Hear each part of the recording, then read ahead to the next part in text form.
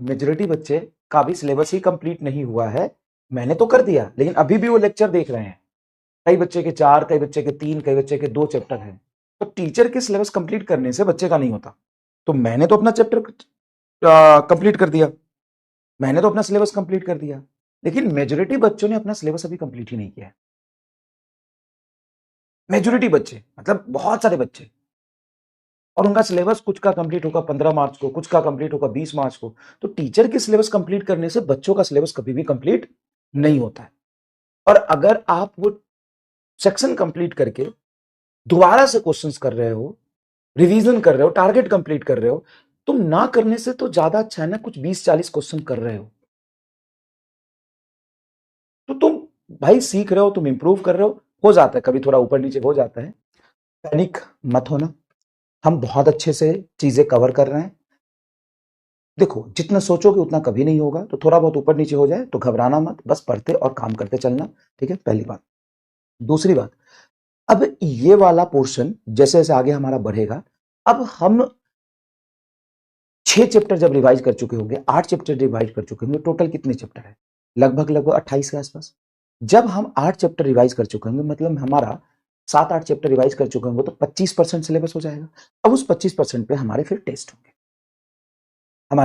ठीक है। अब वहां से टेस्ट और एनसीईआरटी का फिर कार्यक्रम शुरू करेंगे। अब इसको अभी से अगर शुरू करूंगा तो चीजें मर्ज हो जाएगी, तू कंफ्यूज हो जाएगा, फिर तेरे में प्रॉब्लम आएगी। प्लीज तू इतना करता चल। तेरे पास इसके बाद 2 चीजें बचेंगी। एक, सर अनएक्सपेक्टेड क्वेश्चन कैसे आ सकते हैं, क्या करेंगे? तो आज टेलीग्राम पे मैंने 50 क्वेश्चन डाले हैं, उसमें कुछ बीच बीच में आसान है और बीच बीच में बहुत टफ है, मतलब तुमको पढ़ के समझ ही नहीं आएगा। वो जो क्वेश्चंस मैंने फ्रेम किए हैं, कुछ कुछ सेलेक्ट किए हैं, वो सारे क्वेश्चंस मैंने अनएक्सपेक्टेड के लिए डाला है। आप वहां से ले लीजिएगा, ठीक है, और आपको करने में मजा आएगा। कुछ क्वेश्चन नहीं होंगे, बिल्कुल नहीं होंगे, उसको हम लास्ट में डिस्कस करेंगे, ठीक है। एक चीज ये हो गया अनएक्सपेक्टेड क्वेश्चन। दूसरा, एक्सपेरिमेंटल वाले, मेंटल फिजिक्स वाला कर दूंगा। 2 चीजें हो गई, एक्सपेरिमेंटल फिजिक्स वाला और अनएक्सपेक्टेड क्वेश्चन, 2 चीजें हो गई। तीसरी समस्या टेस्ट वाली, तो टेस्ट वाली समस्या भी हम जैसे ही 7-8 चैप्टर होगा वो शुरू करेंगे। चौथी चीज एक और है, चौथी चीज है एनसीईआरटी के एक्सरसाइज के क्वेश्चन। तो ज्यादा टाइम नहीं लगेगा, एक दिन में लाइव आके 2-2, 3-3 चैप्टर के सारे एग्जाम्पल डिस्कस करूंगा।